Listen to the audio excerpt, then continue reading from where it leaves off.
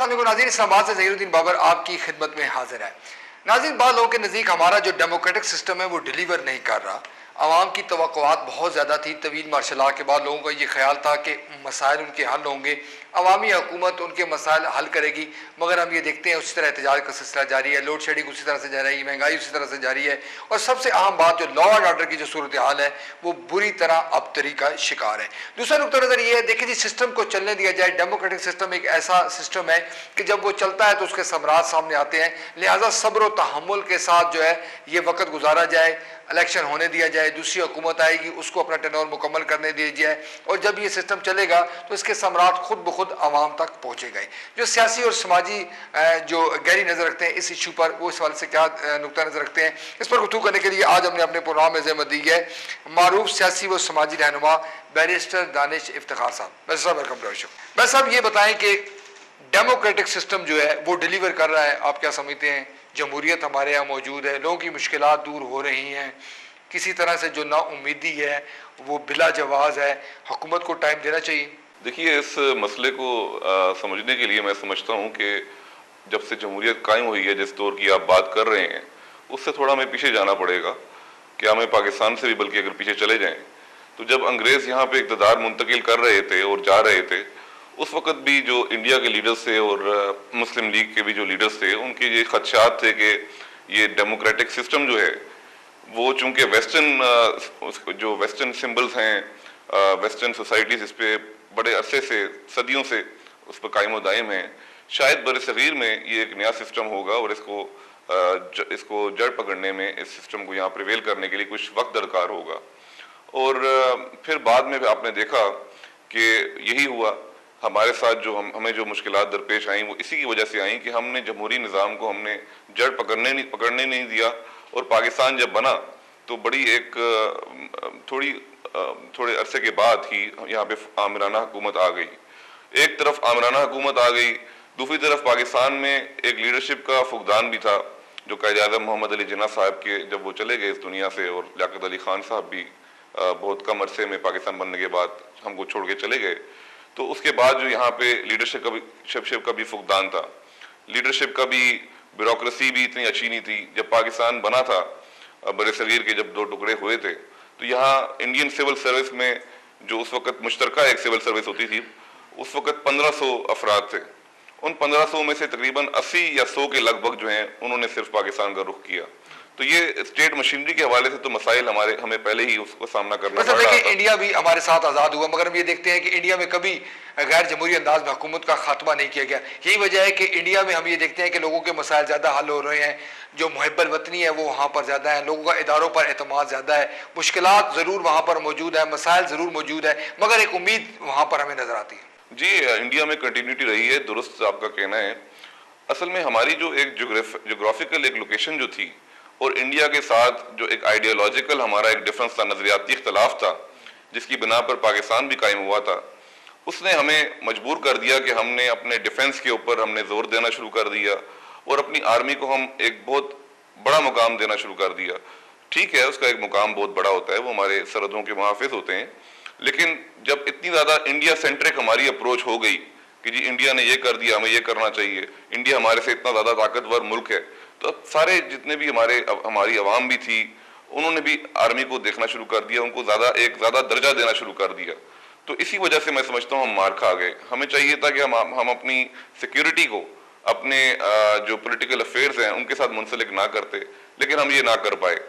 बदकिस्मती से इसमें सिर्फ हमारी गलती नहीं है, इसमें हमारा जो अदालती निज़ाम था उसको भी जड़ नहीं पकड़ने दिया गया। हमारे पास बहुत काबिल जज थे, कॉर्नेलियस जजेस थे, कैकस जज थे, ऐसे जजेस थे जिनको सिर्फ पाकिस्तान में या बरसगीर में नहीं बल्कि आलमी सतह पर जूरिस्ट बड़ा तस्लीम किया जाता था। लेकिन बदकिस्मती से हमने मौलवी तमीज़ुद्दीन केस में आपने देखा कि क्या हुआ।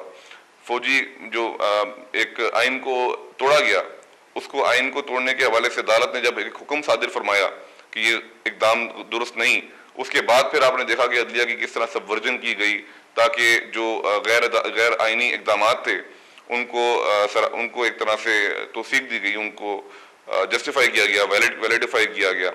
अदालती निज़ाम भी हमारा इस हवाले से उसको भी नुकसान पहुँचाया गया। हमारा जो बुनियादी सियासी ढांचा था पॉलिटिकल पार्टीज का, उसको भी जड़ पकड़ने नहीं दिया गया।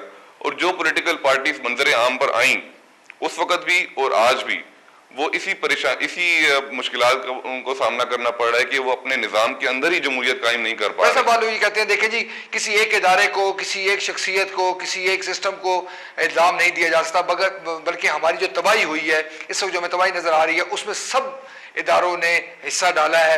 हम ये देखते हैं जुडिशरी की तारीख, हम ये देखते हैं हमारे पॉलिटिशियंस की तारीख देखते हैं, दीगर इदारों की तारीख देखते हैं, तो हमारी जो तबाही में बहुत सारे लोग जो है वो जिम्मेदार हैं। जी, ये मल्टीपल फैक्टर्स हैं, बिल्कुल आपने दुरुस्त फरमाया। इसमें हम किसी एक इदारे को या किसी एक शख्स को अगर हम कहें कि इल्ज़ाम तलाशी करें तो मेरा ख्याल है ये हक बजानिब नहीं होगा। इसमें ये तमाम फैक्टर्स जो हैं वो at a time work together कर रहे थे। और इसके साथ साथ एक और जो बहुत बड़ा फैक्टर है वो ये भी था कि इस निज़ाम की जो कोताहियाँ थी, जिसमें वीकनेसेस थी, उसको देखते हुए जो हमारे आलमी सतह पर जो हमारे जो लोग हमसे फ़ायदा उठाना चाहते थे, जो आलमी कुव्वतें थी, उन्होंने हमें एक्सप्लॉइट किया। कहीं हमें कोल्ड वॉर के दौरान जब अमेरिका और सोवियत यूनियन की जंग लड़ी जा रही थी, कहीं उस दौरान हमें एक्सप्लॉइट किया गया। हमसे ऐसे पैक्ट्स पे साइन करवाया गया जो पैक्ट्स हमारे दरअसल हमारी नेशनल इंटरेस्ट में नहीं थे।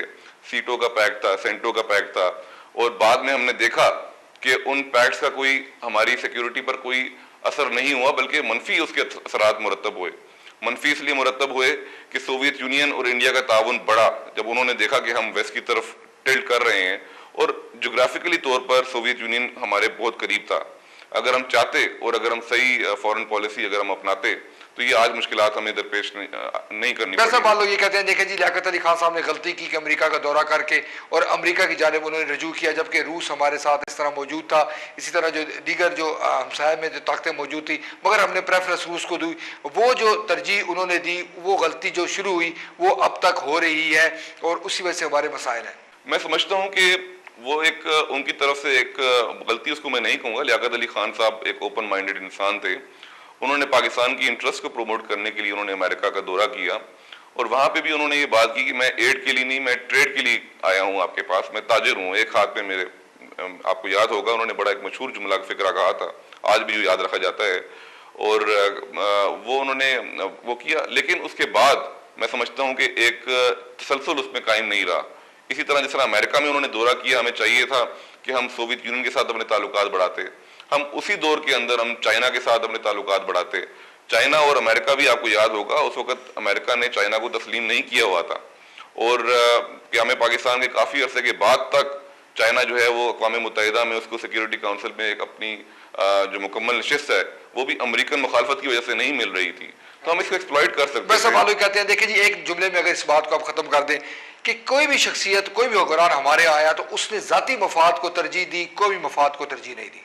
बिल्कुल दुरुस्त है ये। मैं समझता हूँ कि एक अगर आप जुमले में, अगर एक फिक्रे में अगर ये इसका समेशन देना चाहेंगे तो ये गलत नहीं होगा। और पर्सनल इंटरेस्ट जो है बदकिस्मती से हमारे हर सियासतदान के अंदर जो है वो प्रिवेल करती हैं, चाहे वो सियासतदान लीडरशिप के लेवल का हो या कारकुन हो। मैं समझता हूँ बदकिस्मती से वो ये नहीं देख पाता कि बड़ी पिक्चर क्या है। अब आप मिसाल के तौर पे देख लीजिए कि हमारे जो वेस्टर्न काउंटर पार्ट्स हैं, अमेरिका है, ऑस्ट्रेलिया है, बरतानिया है, वहाँ पर जो जितने भी लीडर्स होते हैं वो कभी ये नहीं सोचते कि अगर मैं ये करूँगा तो इसका मुझे पर्सनल बेनिफिट क्या मिलेगा, और वो हमेशा ये सोचता है कि मैं अगर ये काम करूंगा तो अवाम को क्या फ़ायदा पहुंच सकता है। बाद में फिर अगर कोई इंटरेस्ट आता भी है तो बाद में उसके बारे में सोचा जाता है, क्योंकि वो एक एंसिलरी होता है बेनिफिट जो उनको खुद अपनी ज़ात को मिल रहा होता है। यहाँ पे जो सोच है वो बिल्कुल मुख्तलिफ है। यहाँ पहले लोग सोचते हैं कि मुझे क्या फ़ायदा होगा, उसके बाद आवाम को कोई फ़ायदा हो ना हो वो एक एंसिलरी चीज़ आ जाती है। ये एक बुनियादी डिफरेंस है। बस अब हम दीगर ममालिक की मिसाल देखते हैं। ईरान में अहमदी निजाद साहब हैं, भारत में मनमोहन सिंह हैं, ये मिडिल क्लास के लोग हैं, मिडिल क्लास को रिप्रेजेंट करते हैं। कोई ये करोड़पति नहीं है, माल दौलत उन्होंने नहीं कमाया, मगर हम ये देखते हैं कि हमारे यहाँ ये क्लास, इस किस्म की लीडरशिप मौजूद नहीं है। देखिए ये बहुत अहम सवाल है, और मैं समझता हूँ कि ये एक बड़ा, इसके बारे में हमें खुद सोचना चाहिए, अपने आप से सवाल करना चाहिए। क्योंकि बुनियादी तौर पर तो ये मुल्क हमारा इस्लाम के नाम पर बना था, दो कौमी नज़रिए की बुनियाद पर बना था।